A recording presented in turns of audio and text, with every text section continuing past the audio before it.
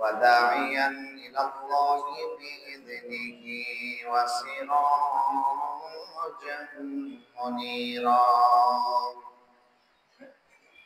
فقد قال الله تبارك وتعالى في كلامه المجيد وفي فرقانه الحميد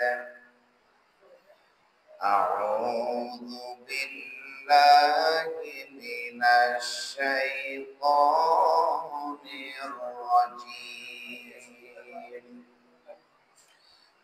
بسم الله الرحمن الرحيم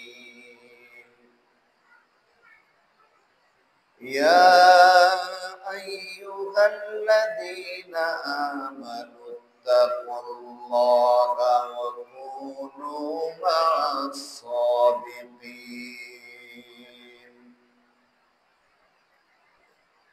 وقال النبي صلى الله عليه وسلم كل بني آدم خطاؤون وخير الخطائين التوابون أو كما قال عليه الصلاة والسلام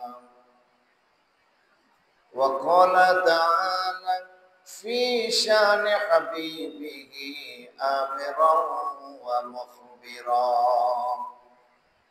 إن الله وملائكته يصلون على النبي يا أيها الذين آمنوا صلوا عليه وسلموا تسليما اللهم صل على محمد النبي الأمي وعلى آله وسلم تسليما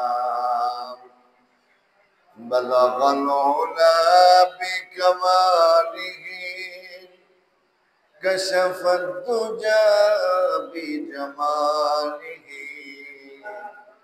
حسنت جميع خصاله صلوا عليه وآله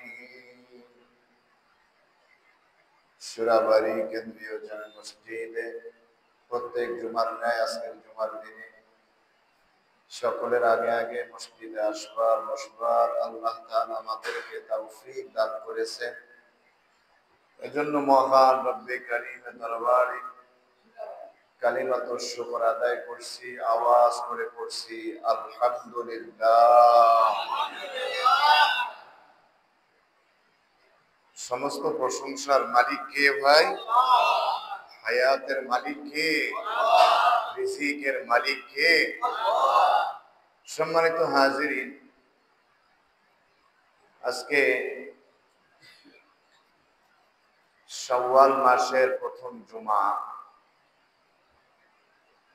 আমি আপনাদের খেদমতে কোরআন আল কারীম আর সূরা তাওবার 119 নম্বর আয়াতে কারিমা তেলাওয়াত করেছি। এর আলোকেই কিছু কথা বলবো। ওয়া তাওফীকি ইল্লা বিল্লাহ। আল্লাহ সুবহানাহু ওয়া তাআলা সূরা তাওবার 119 নম্বর আয়াতে কারিমার ভিতরে বলছেন, ইয়া আইয়ুহাল্লাযীনা আমানুত্তাকুল্লাহ, হে ঈমানদারেরা, ইত্তাকুল্লাহ, আল্লাহকে ভয় করো, ওয়া কুনু মা'আস সাদিকিন, এবং সত্যবাদীদের সঙ্গী হও। কাদের সঙ্গী হইতে বলছেন আল্লাহ? সত্যবাদীদের। আল্লাহ পাক শুরুতেই বলছেন, ইয়া আইয়ুহাল্লাযীনা আমানুত্তাকুল্লাহ, হে ঈমানদারেরা, আল্লাহকে ভয় করো। আমরা কাকে ভয় করব? আল্লাহকে ভয় করব। তাকওয়া শব্দের অর্থ হলো বিরত থাকা। কিসের থেকে বিরত থাকা? অর্থাৎ সকল গুনাহ থেকে বিরত থাকা। তাকওয়া শব্দের অর্থ হলো ভয়। কাকে ভয় করা? আল্লাহকে ভয় করা। তাকওয়া 4 জিনিসের নাম। কয় জিনিসের নাম ভাই? 4 জিনিসের নাম হলো তাকওয়া।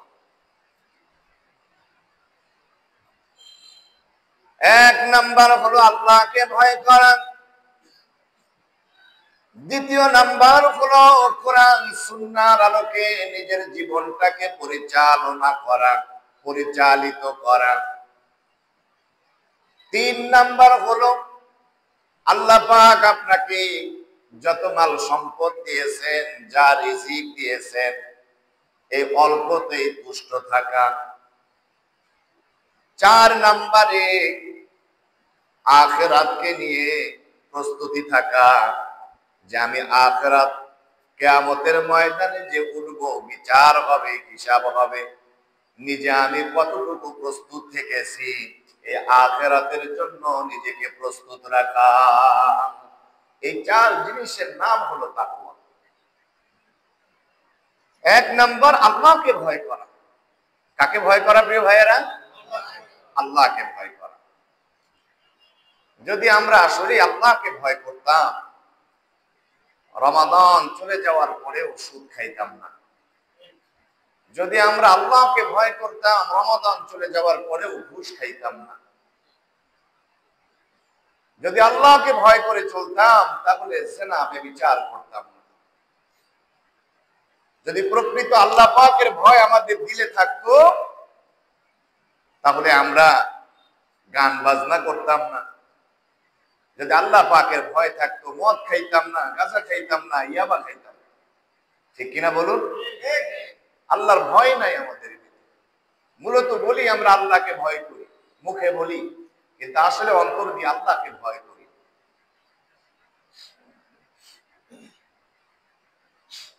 যদি আমরা আল্লাহকে ভয় করতাম, কিভাবে করে নামাজ ছেড়ে দিতে পারি? যারা আল্লাহকে ভয় করে তারা নামাজ ছেড়ে দিতে পারে না। নামাজে কত মজা! নামাজের কারণে আল্লাহ তাআলা পুরস্কার দিবে, জান্নাত। সুবহানাল্লাহ।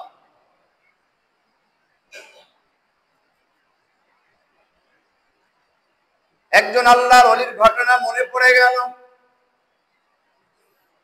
যার নাম হলো আব্দুল্লাহ ইবনুল মুবারক রাহমাতুল্লাহি আলাইহি।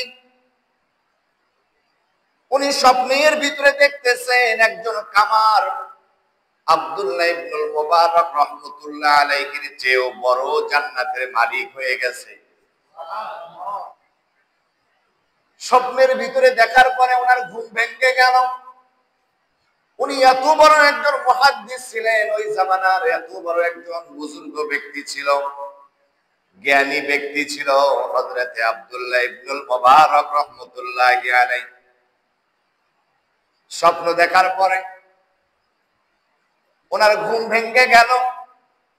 ফজরের নামাজের পরে তিনি এবার চলে গেল কামারের বাড়িতে। গিয়ে দেখে কামার নাই, কাজে গিয়েছে। কামারের বিবিকে সালাম দিলেন। পর্দার আড়াল থেকে তিনি বললেন, বোন, আমি তোমার সাথে একটু কথা বলতে চাই। পর্দার ভিতর থেকে আমার সাথে একটু কথার প্রশ্নের উত্তর দাও। বলে, কি বলবেন আপনি বলুন। হযরতে আব্দুল্লাহ ইবনুল মুবারক রাহমাতুল্লাহি আলাইহি ডেকে বলেন, বোন, তোমার স্বামী যে কামার, এমন কি আমল করে, কি গুণ আছে, মেহেরবানি করে আমি একটু জানতে চাই। দয়া করে আমার একটু তোমার স্বামীর আমল সম্পর্কে আমারে বলে দাও।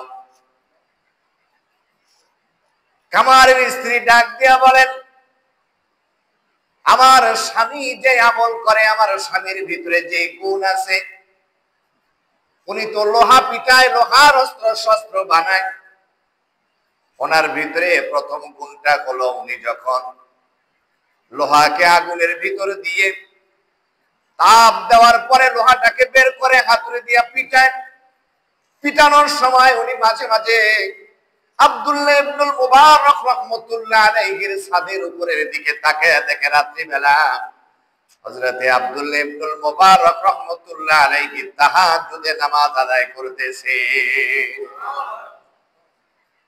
লোহা পিটায় আর আমার স্বামী কামার আল্লাহকে ডেকে বলেন, রব্বুল আলামিন, আল্লাহ তাআলা, আমাকে যদি আপনি আব্দুল্লাহ ইবনুল মুবারক রাহমাতুল্লাহ আলাইহির মতো বড় লোক বানাতেন, কোটিপতি বানাতেন, তাহলে তো এই রাত্রিবেলা আমাকে তো লোহা পিটানো লাগে না, আমিও আব্দুল্লাহ ইবনুল মুবারক রাহমাতুল্লাহ আলাইহির মতো জায়নামাজে দাঁড়ায়া দাঁড়ায়া তাহাজ্জুদে নামাজ আমি আদায় করতাম। চোখের পানি ছেড়ে দিয়া আমার স্বামী এই আফসোসে শুধু কান্না করতেন, চোখের পানি ঝরাতেন। দ্বিতীয় গুণটা হলো, যখন মসজিদে আযান হতো, মুয়াজ্জিন যখন বলতো আল্লাহু আকবার, যখন বলতো আল্লাহ পাক শ্রেষ্ঠ, আল্লাহ পাক হলো বড়, এই ঘোষণা যখন মুয়াজ্জিন দিত, আমার স্বামী যদি হাতুড়িটাকে পিছন থেকে সামনের দিকে লোহাকে আঘাত করবে, আল্লাহু আকবার শোনার সাথে সাথে পিছনের হাতুড়ি আর সামনে নিয়ে আসতো না, সাথে সাথে পিছন দিকে ছেড়ে দিত আর আল্লাহকে ডেকে বলতো, আল্লাহ রব্বুল আলামিন, তেমন তো আমার কোনো আমল নাই, এই যে মুয়াজ্জিন আযান দিছে, আপনার কুদরতি পায়ে যদি আমি সেজদা দিতে পারি তাহলে আমি ধন্য। এইভাবে করে নিজেকে ধন্য বানাতো আর আল্লাহ পাকের কুদরতি পায়ে সেজদা দেওয়ার জন্য দৈনিক যথাসময় তাকবীর ও উলার সাথে 5 ওয়াক্ত নামাজ আদায় করেছে। এই ছিল আমার স্বামীর দুইটা গুণ। হযরতে আব্দুল্লাহ ইবনুল মুবারক রাহমাতুল্লাহ আলাইহি ডেকে বলেন, বললেন, তোমার স্বামী আসলে বলে দিও আব্দুল্লাহ ইবনুল মুবারক রাহমাতুল্লাহ আলাইহির চেয়ে বড় জান্নাতের মালিক আল্লাহ তাআলা তোমার স্বামী কামারে বানায়া দিয়েছে। আমার প্রিয় ভাইয়েরা, এই ছিল নামাজের প্রতি ইহতিমাম, নামাজের প্রতি দরদ। আমরা মুসলমান দাবি করি কিভাবে? মুয়াজ্জিন আযান দেয় কিন্তু আমরা নামাজ পড়তে আসি না, আমরা বিড়ি টানি দোকানে, কি গাল গল্প, কত রকম ভাবে আমরা মজা করি, আনন্দ করে করে আমাদের সময়টাকে পার করে ফেলি। যদি আল্লাহ পাকের ভয় থাকতো আমাদের ভিতরে, তাহলে আল্লাহ পাকের শ্রেষ্ঠ ইবাদত হলো নামাজ, এই নামাজ থেকে আমরা দূরে থাকতাম না, আমরা গাফেল থাকতাম না। এই নামাজ সম্পর্কে কিয়ামতের ময়দানে আল্লাহ পাক হিসাব নেবেন। হাদিসে আসছে, মানুষের আমলের যত আমল আছে সকল আমলের ব্যাপারে সবচেয়ে সর্বপ্রথম যে আমলের ব্যাপারে হিসাব নেওয়া হবে তা হলো আউয়ালু মা ইউহাসাবু বিহিল আবদু ইয়াউমাল কিয়ামাতিস সালাহ। নবীজি বলেন, সর্বপ্রথম কিয়ামতের ময়দানে বান্দা বান্দীদের কাছে সর্বপ্রথম তার নামাজ সম্পর্কে জিজ্ঞাসা করা হবে। কি সম্পর্কে ভাই? যার নামাজ সুন্দর তার সব সুন্দর, আর যার নামাজে সমস্যা তার সব জায়গায় সমস্যা। ঠিক কিনা বলেন? এই হলো তাকওয়া, আল্লাহকে ভয় করা। কেমন ছিল সাহাবায়ে কেরামদের তাকওয়া? সিদ্দিক আকবর হযরতে আবু বকর সিদ্দিক রাদিয়াল্লাহু তাআলা আনহু, ওনার ভয় কেমন ছিল আল্লাহ পাকের ওনার হৃদয়ে? হাদিসের ভিতরে আসছে, আশারা মুবাশশারা, আল্লাহর পয়গম্বর যাদেরকে দুনিয়ায় জীবিত থাকা অবস্থায় জান্নাতের গ্যারান্টি দিয়েছেন, সার্টিফিকেট দিয়েছেন, তাদের ভিতরে অন্যতম প্রথম নাম্বার যিনি, তিনি হলো আবু বকর সিদ্দিক রাদিয়াল্লাহু তাআলা আনহু। হযরতে আবু বকর সিদ্দিক রাদিয়াল্লাহু তাআলা আনহু,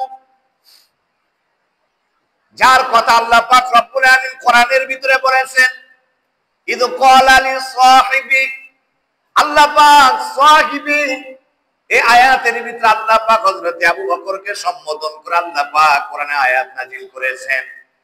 যে সাহাবীর কথা আল্লাহ পাক কোরআনে বলেছেন, কেমন দামি সাহাবী, পৃথিবীর ভিতরে যত সাহাবী ছিল তাদের ভিতরে অন্যতম 1 নাম্বার সাহাবী, আমল শুধু নয় সব দিক থেকে 1 নাম্বার, যিনি হলো আবু বকর সিদ্দিক রাদিয়াল্লাহু তাআলা। উনি জান্নাতুল বাকিতে গোরস্থানে মাঝে মাঝে যাইতেন গভীর রজনীতে। হযরত আবু বকর সিদ্দিক রাদিয়াল্লাহু তাআলা আনহু কবরের পারে যাওয়ার পরে ওনার চোখ দিয়ে পানি ঝরত, চিৎকার মেরে মেরে কাঁদত। ওনার কান্নার আওয়াজে আশেপাশের সকল মানুষেরা ঘুম ভেঙে যেত, সবাই দৌড়ে চলে আসতো। কি হয়েছে আবু বকরের? হযরত আবু বকরের কাছে এসে ডাক দেয়া বলতো, আবু বকর কেন তুমি কাঁদো? কি হয়েছে তোমার? হযরত আবু বকর সিদ্দিক রাদিয়াল্লাহু তাআলা আনহু ডেকে বলেন, ও আমার সাথী সঙ্গীরা, আমি কান্দি এই কারণে, আমি যদি মারা যাই না জানি কবর আমার সাথে কি আচরণ করবে। কি ভয় ছিল, কবর আমার সাথে কি ব্যবহার করবে, এই ভয় তাদের ভিতরে ছিল। আর আমাদের ভিতরে তো কবরের চিন্তা নাই, ঠিক না ভাই? ইবাদতের চিন্তা নাই। এই জন্য কবি কি সুন্দর করে বলেন, আসবে মরণ কখনো কোথায় কারো জানা নাই, আসবে মরণ কখনো কোথায় কারো জানা নাই, জানাজার নামাজের আগে নামাজ পড়ো ভাই, তোমার জানাজার নামাজের আগে নামাজ পড়ো ভাই। আসবে মরণ কখনো কোথায় কারো জানা নাই, আসবে মরণ কখনো কোথায় কারো জানা নাই, তোমার জানাজার নামাজের আগে নামাজ পড়ো ভাই, তোমার জানাজার নামাজের আগে নামাজ পড়ো ভাই। ঠিক কিনা বলুন? ও ভাই, মরার পরে নামাজ শুরু করলে কাজ হবে না। এজন্য দুনিয়া হায়াত আছে, নামাজ শুরু করতে হবে। জানাজা হওয়ার আগে আসুন আমরা নামাজ শুরু করি, তারপরে ইনশাআল্লাহ আল্লাহ সবাইরে তৌফিক দান করুন বলে আমিন। কলিজার টুকরা ভাইরা রে আমার, সাহাবায়ে কেরামদের ভিতরে তাকওয়া ছিল কেমন, আল্লাহর ভয় ছিল কেমন। হযরত আবু বকর সিদ্দিক রাদিয়াল্লাহু তাআলা আনহু উনি যখন খলিফাতুল মুসলিমিন, আমিরুল মুমিনিন, ওই সময় 3 দিন থেকে উনি খানা খান না, পেটের ভিতরে পাথর বেঁধে আছেন, এত কষ্টে দিন পার করতেছেন। হযরত আবু বকর সিদ্দিক রাদিয়াল্লাহু তাআলা আনহু ওনার গোলামকে ডাক দিয়া বলেন, 3 দিন থেকে আমি কিছু খাই না, তোমার কাছে কি কোনো খাবার আছে? বলে একটু অপেক্ষা করুন। তিনি চলে গেল খাবারের সন্ধানে। ওনার যিনি গোলাম সিদ্দিক আকবর আবু বকর সিদ্দিক রাদিয়াল্লাহু তাআলা আনহুর যিনি গোলাম, খাবার সন্ধানে বের হয়ে গেল। উনি যখন কাফের ছিলেন, ওই সময় ভগবানের নামে, দেবতার নামে উনি মন্ত্র পড়ে ঝাড়ফুঁক করেছিল, এমন একজন ব্যক্তির সঙ্গে দেখা হয়ে গেল। ওই ব্যক্তিটা ওই সময় গোলামকে হাদিয়া দেয় নাই, কিন্তু ওই দিন দেখার পরে যাকে ঝাড়ফুঁক করেছিল সুস্থ হয়েছিল, ওই ব্যক্তি ওই গোলামের সঙ্গে দেখা হয়ে গেল। দেখে বলে, আপনি না আমাকে ঝাড়ফুঁক করেছিলেন, আমি সুস্থ হয়ে গিয়েছিলাম, আজকে আপনার জন্য আমি এগুলো হাদিয়া দিলাম। খাবার আর রুটি হাদিয়া দেওয়া হলো। ওই খাবার আর রুটি তিনি নিয়ে আসলেন আবু বকর সিদ্দিক রাদিয়াল্লাহু তাআলা আনহুর কাছে। 3 দিন থেকে যেহেতু না খাওয়া, খাবার দেখার সাথে সাথে হযরত আবু বকর সিদ্দিক রাদিয়াল্লাহু তাআলা আনহু তাড়াহুড়া করে খাবারগুলো খায়। প্রথম লোকমাটা যখন ভিতরে দিল, মাথার মাঝে চিন্তা আসলো। গোলামকে ডাক দেয়া বলে, গোলাম, এই খাবারটা কোন জায়গা থেকে এসেছে? কোথায় থেকে তুমি খাবার নিয়ে আসলে? ডাক দিয়া বলে, আমি যখন কাফের ছিলাম, অমুসলিম যখন আমি ছিলাম, ওই সময় একজনকে ঝাড়ফুঁক করেছিলাম, তাও আবার দেব দেবীর নামে।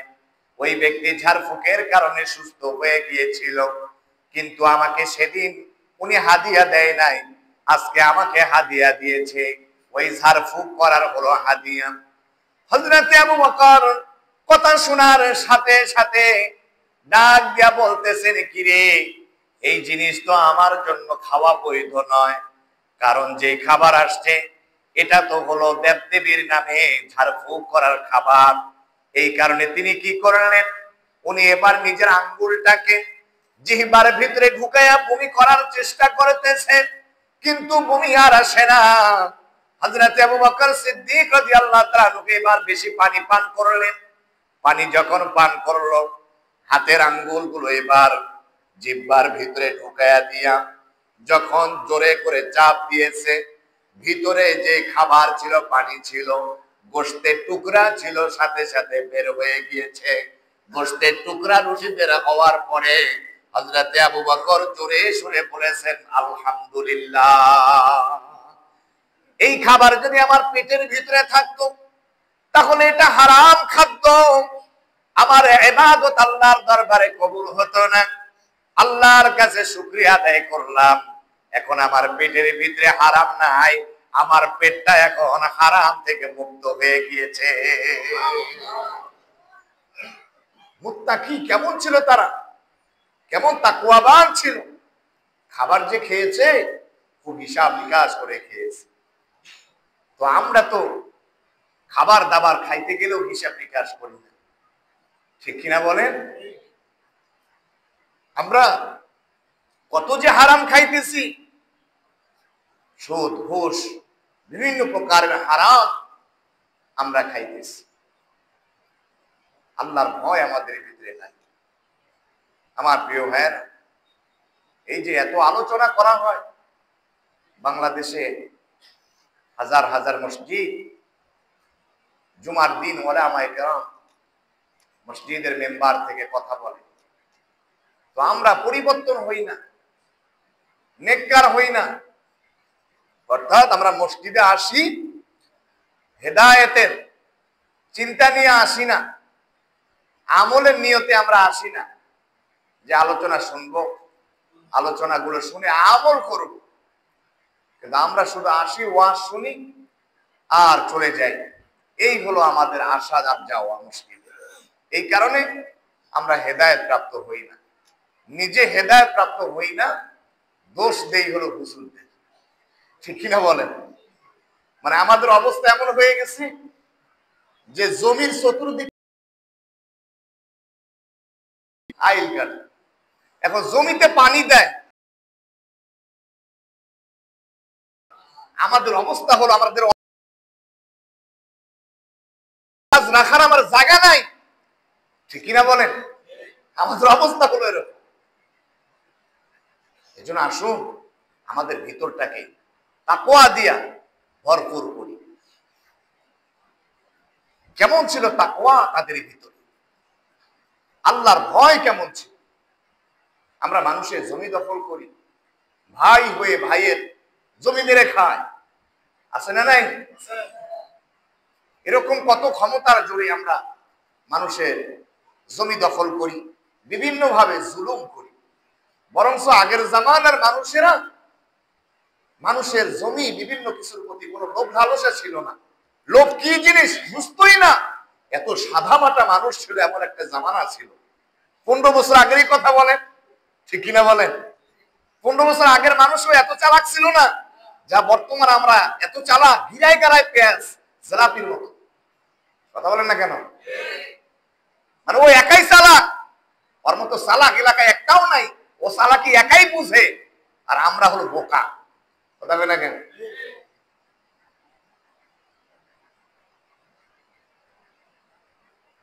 জুলফিকার নকশবন্দি রহমতুল্লাহ আলাইহি ওনার খুতবাতে একটি ঘটনা এনেছেন। এক ভাই আর এক ভাইয়ের কাছে জমি বিক্রি করেছে। যিনি জমি কিনেছেন তিনি এবার মাটি খনন করতেছে, বিল্ডিং উঠাবেন। জমি খুঁড়তে গিয়া জমির তলদেশ থেকে স্বর্ণের তিনি কলস পেলেন। কলসটা পাওয়ার পরে ওই কলসটা হাতে নিয়ে সাথে সাথে চলে গেল যিনি জমি বিক্রি করেছেন, জমি বিক্রেতার বাড়িতে তিনি চলে গেল, স্বর্ণটা তার হাতে দিয়ে বলেন, ভাই আমি আপনার কাছে জমি কিনেছি, কিন্তু আপনার কাছে এই স্বর্ণের কলস আমি কিনি না। জোরে কন্যা সুবহানাল্লাহ। কালকে সকাল 9টার সময় সুবহানাল্লাহ। আমার প্রিয় ভাইয়েরা, দেখেন কেমন মানুষ ছিল, লোভ কি জিনিস বুঝতোই না। আর আমরা লোভের কারণে ভাই ভাইকে জমি, একটু জমির কারণে কুড়াল দিয়ে মাইরা ফেলে। কথা কয় না কেন? জোরে কন্যা ঠিক কিনা?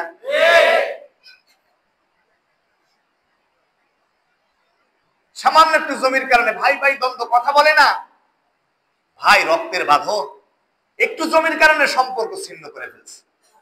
মানে তুমি ভাইয়ের সাথে সম্পর্ক ছিন্ন করছো, মানে জান্নাতে যাওয়ার রাস্তা বন্ধ করে ফেলছো। লা ইয়াদখুলুল জান্নাতা কাতি, আত্মীয়তা ছিন্নকারী জান্নাতে প্রবেশ করবে না। মাশাআল্লাহ, কি তাসবিহ দিবি আমরা, কি তাহাজ্জুদ, ঠিক না? কোনো কাজে লাগবে না, কিসের হজ আর কিসের কি। যদি কখনো আত্মীয়তা সম্পর্ক নষ্ট করেন, সব বরবাদ। আমার প্রিয় ভাইয়েরা, ওলামায়ে কেরাম আপনাদেরকে জান্নাতে যাওয়ার জন্য, জান্নাতের পথে যাওয়ার জন্য ওলামায়ে কেরাম পথ দেখান। কি দেখান ভাই? পথ দেখান। ওলামায়ে কেরাম হক কথা বলেই যাবে, কিন্তু দুশ্মন মনে করা যাবে না।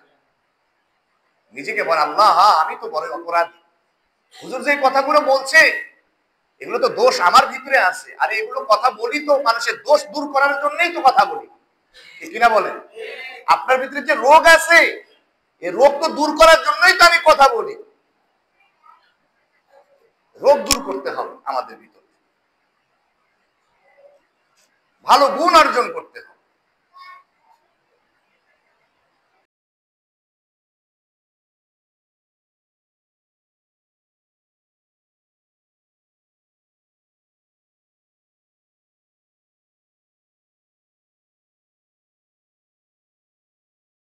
অতএব স্বর্ণের কলস আপনাকে দিয়ে গেলাম। ওই ব্যক্তি ডাক দিয়ে বলে, না না দাঁড়াও, এই স্বর্ণের কলস আমি নিতে চাই না। এই স্বর্ণের কলস আমি নেওয়ার পরে কিয়ামতের ময়দানে এই স্বর্ণের হিসাব বেশি দিতে হবে আল্লাহর কাছে। এই সম্পদের হিসাব বেশি দিতে আমি পারবো না কিয়ামতের ময়দানে।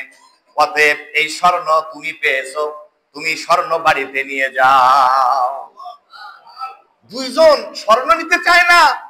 আর আমাদের এই যুগে হলে বলতো স্বর্ণ আগে আমার দে, স্বর্ণ নিয়ে কারাকারি লাগতো, দরকার হলে ইট দিয়া মাথা ফাটায়াও ফেলতো। কথা বলেন না কেন? আমার কলিজার টুকরা ভাইরা রে আমার, বিচার এবার বিচারপতির কাছে এবার খবর চলে গেল, ভাইয়ে ভাইয়ে স্বর্ণ দুজনেই নিতেছে না, এটার বিচার ফয়সালা আপনি করে দেন। যখন বিচারপতির কাছে এরকম বিচার চলে গেল, এই যুগের বিচারপতি যদি হইতো তাহলে কইতো, তোমরা যেহেতু স্বর্ণ নিতেছো না, এই স্বর্ণের কলসটা আমার কাছে রাইখা দাও, বাকি আমি বুঝবো নি পরে।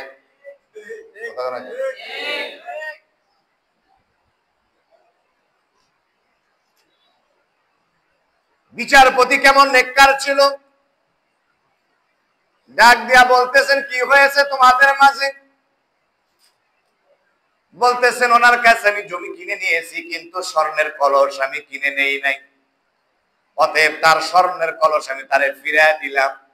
হতে পারে তার বাবারা তো জমিদার বংশের মানুষ, তিনি নিজে হয়তো বা স্বর্ণের কলস রাখে নাই, কিন্তু তার পূর্বপুরুষরা হতে পারে এই স্বর্ণের কলসটা রেখে দিয়েছিল। আগের মানুষেরা ধন সম্পদ, স্বর্ণ অলংকার, দামি জিনিসগুলো মাটিতে পুঁতিয়ে রাখা হতো। এই মাটির ভিতরটাই ছিল তাদের জন্য ব্যাংক। ঠিক না? আর এখন ব্যাংকে টাকা রাখা হয়, কিছুদিন পরে ব্যাংক সহ উধাও। কথা বলেন না কেন? এই হলো আমাদের আমানতদারিতা।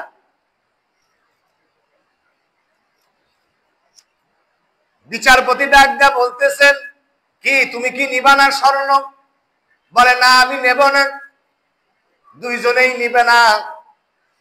তিনি বলতেছেন, যিনি জমি কিনে নিয়েছে তাকে বলতেছেন, আচ্ছা তুমি যে স্বর্ণের কলসটা নিবা না, তোমার কি কোনো ছেলে মেয়ে আছে? বলে হ্যাঁ, আমার ছেলে আছে। এবার যিনি বিক্রি করেছেন জমি তাকে বলতেছেন, তোমার কি কোনো মেয়ে আছে? বলে হ্যাঁ, আমার তো মেয়ে আছে। মেয়ের বয়স কত? বিয়ের উপযুক্ত হয়ে গিয়েছে। তোমার ছেলের বয়স কত? বিয়ের বয়স হয়ে গিয়েছে। তাহলে একটা কাজ করো, তোমার ছেলের সাথে তোমার মেয়ের বিবাহ করিয়ে দাও, আর এই স্বর্ণের কলসের মালিক ছেলে আর মেয়েকে বানিয়ে দাও। কি সুন্দর সমাধান।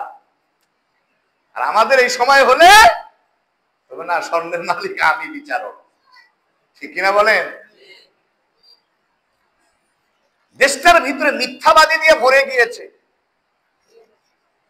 আমার আয়াতে কারিমা যেটা, ইয়া আইয়ুহাল্লাযীনা আমানুত্তাকুল্লাহ, হে ঈমানদারেরা, ওয়া কুনু মা'আস সাদিকিন, সত্যবাদীদের সঙ্গী হও। কাদের সঙ্গী ভাই?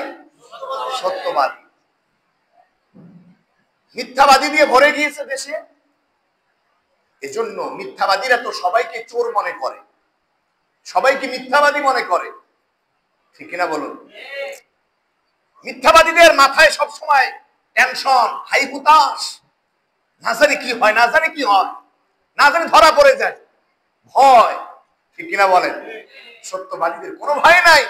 সত্যবাদীরা বলে যে আমি হকের পথে থাকবো, সত্যের পথে থাকবো, যদি আমার জীবনটাও চলে যায়, ফাঁসির কাজটাও ঝুলতে হয়, আল্লাহর কসম করে বলি আমার জীবন দিব, তারপর আমি ঈমান দিব না। এই হলো সত্যবাদীরা। সত্যবাদীটা অনেক দামি জিনিস। আর যারা মিথ্যাবাদী, মিথ্যাবাদীর দুর্গন্ধের কারণে ফেরেশতা বহু দূরে চলে যায়। হাদিসে আসছে মিথ্যাবাদীদের উপরে আল্লাহ পাকের লানত, আল্লাহর গজব। এজন্য আজকে থেকে আমরা বেশি বেশি মিথ্যা কথা বলবো। ঠিক না? একটু হলে বলবো নাকি? মিথ্যা কথা বলা যাবে না, মিথ্যা কথা বলা যাবে না। সত্যের উপরে থাক ইনশাআল্লাহ। ও ভাই, আসুন আমরা ভালো হয়ে যাই। এত আযাব গজব কেন আসে? কেন এত আযাব গজব আসে? এই যে কিছুদিন আগে থাইল্যান্ডে ভূমিকম্পের ধাক্কায় বিল্ডিং পর্যন্ত ধসে গিয়েছে। আমি তো মনে করি আমার এই সোনার বাংলাদেশে হক্কানি রব্বানি ওলামায়ে কেরাম, মাদ্রাসা, তালিবুল ইলমদের চোখের পানি, কোরআন তেলাওয়াত, আর কিছু আপনাদের মতো আওয়ামদের ভিতরে তাহাজ্জুদ গুজারি আল্লাহ ওয়ালা সামান্য কিছু মানুষের নেকের বদলতে আল্লাহ পাক আমাদের সোনার বাংলাদেশটা ঠিক রাখছে। যে পরিমাণ শয়তানি করি আমরা, আল্লাহ পাক একেবারে তাদের চেয়েও আমাদেরকে আযাব গজব দিয়ে ধসায়া ফেলতে পারে। ঠিক কিনা বলুন? একটা ঈদের দিন আমরা নষ্ট দিন বানায় ফেলি। এই যে আমাদের ছেলেগুলা টোটো কোম্পানি ম্যানেজার, বাপের হোটেলে খায়, আর এফজেড অ্যাপাচি হুন্ডা নিয়ে টান মারে, আর যখনই জোরে টান মারে পিছনে গার্লফ্রেন্ড নিয়া সামনে গিয়ে একেবারে ধাক্কা খাইয়া এবার দুজনেই একেবারে ট্রাকের নিচে সিপার মধ্যে গিয়ে শেষ। ঠিক কিনা বলেন? আর কত যে খেলা শুরু হয়ে গেছে। আনন্দ, আনন্দ করা ভালো, তবে বেশি আনন্দ করা ভালো না, মাত্রায় থাকা ভালো। ঠিক কিনা বলুন? ঈদের রাত্রিবেলা আহারে আমাদের ছোট বাচ্চাদের ভিতরে মা বাবা তো খুব টাকা দেওয়ার মধ্যে আছে, বাবা যাও, আমরা যেহেতু কোটিপতি শিল্পপতি, আমাদের একটা আলাদা একটা ভিন্ন রকম একটা বাড়ির মধ্যে রেওয়াজ আনন্দ একটা থাকবে। হ্যাঁ, তুমি একটা কাজ করো, যাও ফটকা নিয়ে আসো। কি নিয়ে আসো? আপনাদের দিকে কি বলে? হ্যাঁ, বাজি। বাজি এক এক দিকে এক একটা বলে। এই যে বাজি, যে এই যে আগুন ধরে যে ঠাস করে উঠে, ফেসবুকে দেখলাম, আরে একটা ছেলে আগুন ধরাইতে গিয়া ও ঠাস করে তার জীবনটাই চলে গেছে। ওইটা ঠাস হবে কি? ওর জীবনটাই ঠাস। তো একটা জান্নাতে গিয়ে মধু খাইতেছে, ঠিক না? কথা বলেন না কেন? হ্যাঁ, শয়তানি কাম করতে গিয়ে মারা গেলে এগুলো হারাম। এগুলো কি ভাই? কথা বলেন কি এগুলো? হারাম। বাচ্চাদেরকে টাকা দিবেন না এগুলো করতে। আলহামদুলিল্লাহ, সুম্মা আলহামদুলিল্লাহ, আল্লাহ তাআলা আরশে আজিম থেকে দেখে এই ফটকায় প্রত্যেক বছরে বাচ্চারা মারা যায়। প্রত্যেক বছরে আপনারা দেখবেন পেপার পত্রিকায় প্রতি বছরে বাচ্চারা মারা যায়। আল্লাহ পাকের শুকরিয়া, যেই জায়গায় এই বাজি তারা বানায় ওই কারখানাকে আল্লাহ তাআলা আগুন দিয়ে জ্বালায়া পুরো শেষ করে দিয়েছে। আলহামদুলিল্লাহ বলবেন না? বাংলাদেশের সব জায়গায় যেখানে এই খারাপ কাজ হয়, অশ্লীল কাজ হয়, আল্লাহ পাক সময় দেয় যে বান্দা কখন ফিরে আসবে, কিন্তু যখন দেখে আর ফিরে আসে না, আল্লাহ পাক উচিত শিক্ষা দেওয়ার জন্য মাঝে মাঝে আযাব আর গজব দিয়ে আল্লাহ ধ্বংস করে দেয়। আমাদেরকে বুঝতে হবে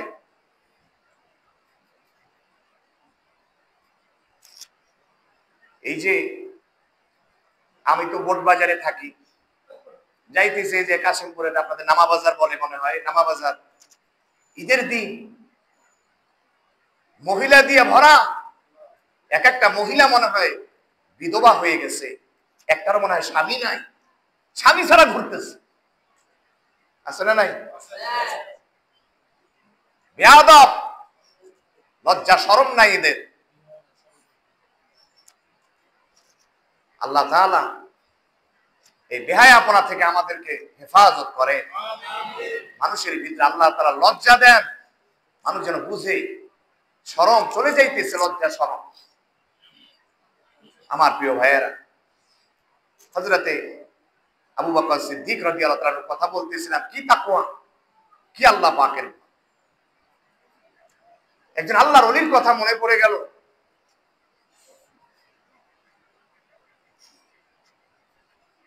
আল্লাহ, হযরতে ইব্রাহিম বিন আদহাম রহমতুল্লাহ আলাইহি অনেক বড় আল্লাহওয়ালা মানুষ ছিলেন ওই যুগে। হযরতে ইব্রাহিম ইবনে আদহাম রহমতুল্লাহ আলাইহি উনি বলখের বাদশা ছিলেন, উনি একজন রাজা ছিলেন। কি ছিলেন ভাই? রাজা। বাদশারাও যে নেককার হয় তার প্রমাণ এই আল্লাহর ওলিদের দিকে ঘটনাগুলো শুনলেই বুঝতে পারবেন। হযরত ইব্রাহিম ইবনে আদহাম রহমতুল্লাহ আলাইহি উনি নিয়ত করছেন মক্কায় যাবেন এবং মক্কা থেকে তিনি মসজিদুল আকসায় যাবেন। কোথায় যাবে ভাই? মসজিদুল আকসা, এই ফিলিস্তিনে যাবে। মক্কায় গেলেন, দীর্ঘ পথ পাড়ি দিয়া মক্কা ইবাদত বন্দেগী শেষে মক্কার বাজার থেকে তিনি 1 কেজি খেজুর নিলেন। কয় কেজি? 1 কেজি খেজুর নিলেন। খেজুর নেওয়ার সময় উনি নিচে দেখতেছেন 2টা খেজুর পড়ে আছে। উনি মনে করলেন যে আমার খেজুর মনে হয় মাপতে গিয়ে পড়ে গেছে। উনি খেজুর 2টি খেয়ে ফেললেন। এবার 1 কেজি খেজুর তিনি নিয়ত করছেন সারাদিন রোজা রাখবেন, ইফতারের সময় একটা খাবে আর সাহারির সময় একটা খাবে। এইভাবে করে 1 মাসের পথ অতিক্রম করে মসজিদুল আকসায় যান। 1 মাসের পথ অতিক্রম করে চলে গেলেন। মসজিদুল আকসায় যাওয়ার পরে তিনি ইবাদত করার পরে ঘুমিয়ে গেলেন। স্বপ্নের ভিতরে দেখতেছে 2 জন ব্যক্তি, একজন আর একজনকে বলতেছে, তুমি কি ওনারে চিনো? বলে, কে? ইনি হলো বলখের বাদশা ইব্রাহিম ইবনে আদহাম রহমতুল্লাহি আলাইহি। তুমি কি জানো ওনার তো 1 মাস থেকে ওনার ইবাদত আল্লাহর দরবারে কবুল হয় না। 1 মাস পর্যন্ত উনি ইবাদত করতেছে, আল্লাহর দরবারে ওনার কোনো ইবাদত কবুল হয় না। বলে, কি বলো? সাথে সাথে ওনার ঘুম ভেঙে গেল। রাত্রিবেলা স্বপ্ন দেখলেন, কি কারণে ওনার ইবাদত কবুল হয় না? একজন আর একজনকে বলতেছে মক্কার বাজার থেকে খেজুর নিতে গিয়া দুইটা খেজুর নিচে ছিল, কিন্তু মাপের মাঝে ওনার নয়, এটা হলো দোকানদারের। খেজুর পড়ে গিয়েছে, কিন্তু উনি নিজের মনে করে খেয়ে ফেলেছে। ওই যে দোকানদারের হক নষ্ট করেছে, এই কারণে তার ইবাদত আল্লাহর দরবারে কবুল হয় না। উনি তাড়াতাড়ি করে উঠলেন। ইব্রাহিম বিন আদহাম রাহমাতুল্লাহ আলাইহি মসজিদুল আকসা থেকে সফর করলেন। 1 মাসের পথ পাড়ি দিয়া মক্কার বাজারে আসলেন।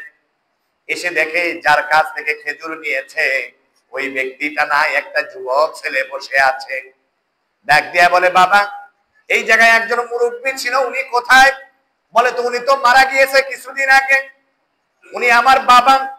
আচ্ছা, তোমার বাবার কাছ থেকে তো আমি 1 কেজি খেজুর নিয়েছিলাম, কিন্তু 2টা খেজুর ভুলে খেয়ে ফেলেছি।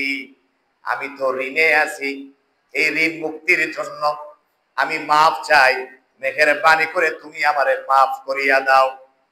ডাক দিয়া বলেন, আমার বাবা যখন মারা গিয়েছে এই ব্যবসায়িক সম্পদ 3টা ভাগ হয়ে গিয়েছে। 1 ভাগ হলো আমার, 1 ভাগ হলো আমার মায়ের, আর 1 ভাগ হলো আমার বোনের। এই 3টা ভাগ হয়ে গিয়েছে। যেহেতু সম্পদটা হলো 3 ভাগে বিভক্ত হয়ে গিয়েছে, এজন্য মাপ যদি আপনি পেতে চান, আপনি 3 জনের কাছে গিয়া মাপ চাইতে হবে, তাহলে আমি আপনাকে মাফ করে দেব। বলে, বাবা তুমি আগে তোমারটা মাফ করে দাও। বলে, হ্যাঁ আমি আমারটা মাফ করে দিলাম। ইনি এবার চলে গেল মায়ের কাছে, সালাম দিলেন। মা দুঃখিনীকে ডেকে বলেন, আমি তো আপনার স্বামীর কাছ থেকে খেজুর নিয়েছিলাম, ভুলে 2টা খেজুর খেয়ে ফেলেছি, মেহেরবানি করে আমারে আপনি মাফ করে দেন। মা ডাক দিয়া বলে, এবার শুধু আমি মাফ করলে হবে না, এটা 3টা ভাগ হয়ে গিয়েছে। আমি স্বামী মরার পরে 1 ভাগ হলো আমার ছেলের, আর 1 ভাগ হলো আমার, আর 1 ভাগ হলো আমার মেয়ের। আপনি যদি মাফ পেতে চান, বাকি 2 জনের কাছে গিয়ে মাফ চাইতে হবে, তাহলে আমি মাফ করে দেব। সুবহানাল্লাহ। উনি বলতেছেন, আপনার ছেলের কাছে আমি মাফ চেয়েছি, আপনি মাফ করে দেন দয়া করে, মেহেরবানি করে। ওই মা বলল, ঠিক আছে, আমি আপনাকে মাফ করে দিয়া দিলাম। এবার চলে গেল যার কাছে খেজুর নিয়েছিল তার মেয়ের বাড়িতে। মেয়ের কাছে গিয়া বলতেছেন, মা গো, আমি তো তোমার বাবার কাছ থেকে খেজুর নিয়েছিলাম, 2টা খেজুর ভুলে খেয়ে ফেলেছি, আমি তো ঋণে আছি তোমার বাবার কাছে। এই সম্পদ তো 3 ভাগে ভাগ হয়ে গিয়েছে। তোমার মা তোমার ভাইয়ের কাছে আমি মাফ চেয়েছি, মেহেরবানি করে তুমি আমারে মাফ করে দাও। ডাক দিয়া বলে, ঠিক আছে, আমি আমার সম্পদের হক থেকে আমি আপনাকে মাফ করে দিয়া দিলাম। যখন থেকে মাফ পেলেন উনি, এবার রাত্রিবেলা মক্কায় এবার আল্লাহর ঘরে যখন ইবাদত করলেন, ঘুমের মাঝে দেখতেছে ওই 2 জন ব্যক্তি এসে বলতেছে, এতদিন তার ইবাদত কবুল হয় নাই, আজকে 3 জনের কাছে মাফ চাওয়ার কারণে আল্লাহ পাক রব্বুল আলামিন তার ইবাদত বندگی এখন কবুল আর মঞ্জুর করে নিতেছে। ঘটনা থেকে কি শিখলেন? এই ঘটনা থেকে শিখার আছে না নাই?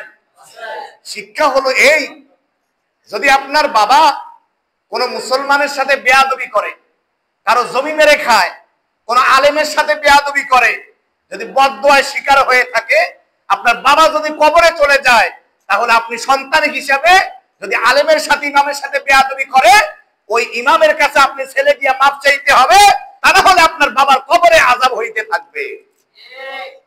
কথা বলেন না কেন? জোরে কন্যা ঠিক কিনা মিয়া? যদি কোনো মুসলমানের সাথে বেয়াদবি করে থাকেন, তাহলে তার কাছে গিয়ে আপনি সন্তান হিসাবে মাফ চাইতে হবে, কারণ আপনার বাবা বান্দার হক নষ্ট করেছে, কবরে আযাব হবে। এজন্য আপনি সন্তানের দায়িত্ব হলো আপনার বাবার পক্ষ থেকে গিয়া আপনি মাফ চাওয়া। যদি বাবার প্রতি দরদ থাকে, তাহলে আমরা এটাই করব। ঠিক কিনা বলে? আমার প্রিয় ভাইয়েরা, ব্যাখ্যা দিলে তো অনেক দেওয়া যায়, সময় বড়ই স্বল্পতা, অল্পতেই আপনারা বুঝতে পারেন। আপনারা যেহেতু নেককার মানুষ, আল্লাহওয়ালা মানুষ, আমরা ঘটনা থেকে এটাই শিখলাম যে আজকে থেকে আমরা বাদামের দোকানে যখন যাব, বলবো ভাই 10 টাকার বাদাম দাও, এই পাশে বাদাম মাপবে আর আপনি বাদাম নিয়ে আপনি খালি খাইতেই থাকবেন, খাইতেই থাকবেন। ঠিক না? এটা করা যাবে? আপনি খেজুরের দোকানে যাবেন, গিয়া খেজুর পাশে আছে, ও কেমন লাগে একটা একটা করে আপনি না বলে খাইতেছেন আর খাইতেছেন। বলুন তো এই সম্পদের হিসাব দেওয়া লাগবে কি লাগবে না? মানুষের প্রতি জুলুম করা যাবে না। যাররাতিন খায়রান ইয়ারা, যাররাতিন শাররান ইয়ারা। ভালো কোন যদি আপনি কাজ করেন যাররা পরিমাণ, কিয়ামতে আপনি দেখতে পাবেন। দুনিয়ায় যদি যাররা পরিমাণ কোন খারাপ কাজও করে থাকেন, এটা আপনি কিয়ামতে দেখতে পাবেন। আখিরাতের ভয় যাদের ভিতরে আছে, আসুন আমরা সকল জুলুম বন্ধ করে দেই। আমরা মানুষের প্রতি আমরা দয়া করি, আমরা মিলেমিশে থাকি। আল্লাহ পাক সবাইকে সেই তৌফিক দান করুন। আল্লাহ তাআলা সবাইকে মুত্তাকি পরহেজগার হওয়ার তৌফিক দান করুন। ওয়া মা আলাইনা ইল্লাল বালাগ। যারা সুন্নাত পড়েন নাই, মেহেরবানি করে